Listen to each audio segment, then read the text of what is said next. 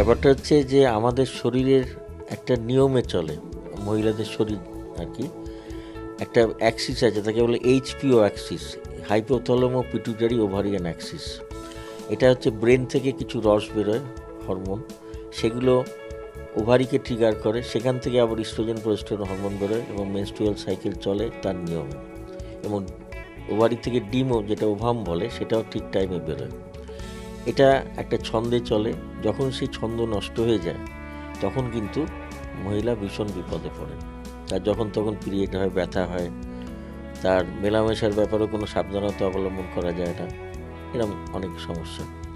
এবার আমি পিছনোর জন্য যে ওষুধ দিচ্ছি, বা ধরুন কেউ যে এসে বলেন যে ডাক্তার আমার পুজো আছে বা একটা কোথাও বেড়াতে যাব, এখন পিরিয়ড হলে অসুবিধা আছে, বিশেষত হনিমুনের সময় এই অনুরোধগুলো বেশি আসে আর কি। তা সে সময় ওষুধ দিয়ে যে পিছনো হয়, তাতে জানবেন যে পুরো এই হরমোনাল সিস্টেমটা, এইচপিও অ্যাক্সিসকে গণ্ডগোল করে দেওয়া হয়। এবং সেটা ডাক্তারবাবুরা জেনে বুঝে করেন বাধ্য হয়ে, রোগীর অনুরোধে। এবং তাতে কি হয়, পরবর্তী যে পিরিয়ড হয় সেটা অনেক দেরি হয়ে যায়, যখন হয় অনেক বেশি হয় এবং অনেক সমস্যা তৈরি করে। এবং এটা কখনোই অভিপ্রেত নয়, যদি না ভীষণ ভীষণ প্রয়োজন হয়। হয়তো সামনে বিয়ের তারিখ এসে গেছে, সে সময় এসে বলছেন যে বিয়ের ব্যাপারে এ সময় মানে মাসিক হলে খুব অসুবিধা হবে, এটা অমঙ্গলের লক্ষণ তখন।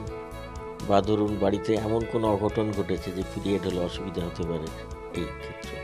কিন্তু কখনো এটা বারবার করা উচিত না, হয়তো জীবনে দু একবার চলতে পারে, কিন্তু কখনোই বারবার না। এবং আরেকটা জিনিস হচ্ছে, বাচ্চা মেয়েদের ক্ষেত্রে এটা কখনোই না।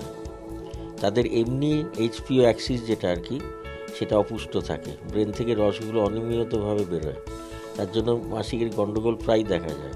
তার উপরে যদি আরও গণ্ডগোল করে দেওয়া হয় তাহলে আর বলার কিছু নেই। মানে এই অনুরোধ অন্তত বাচ্চা মেয়েদের ক্ষেত্রে রাখা উচিত নয়। এর আফেক্ট ওইটাই যে পুরো হরমোনাল সিস্টেমটা গণ্ডগোল হয়ে যাচ্ছে, হয়ে গিয়ে উল্টোপাল্টাভাবে তার মাসিক হবে। এবং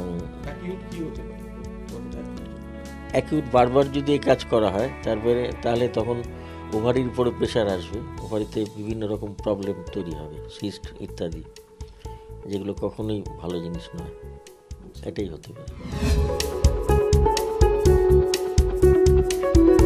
অবশ্যই সচেতনতা ভূমিকা আছে, এবং ডাক্তারবাবুদের প্রথম ভূমিকা হচ্ছে ডাক্তারবাবুদের। তারা বোঝাবেন, যখনই কেউ আসছে তাকে প্রথমেই বোঝাতে হবে যে এটা না করাই ভালো। এবং আমি বলি, এবং অনেক সময় তারা শোনেন না। আমি যখন বারণ করি তারা হয়তো অন্য জায়গায় চলে গেলেন, সেখান থেকে দোকান থেকে ওষুধ নিয়ে খেয়ে নিলেন, বা আনট্রেন্ড আনএডুকেটেড লোকজনের কাছ থেকে পরামর্শ নিয়ে খেয়ে নিলেন ওষুধ, সেটা খুব ভয়ঙ্কর হতে পারে।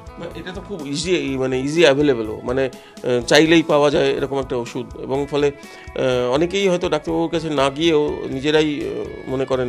তো কি বলবেন তাদের? ব্যাপারটা হচ্ছে, এ ব্যাপারে ডাক্তারবাবু তো সচেতন হবেনই, তার সঙ্গে ওষুধের দোকানদারদেরও সচেতন হতে পারে।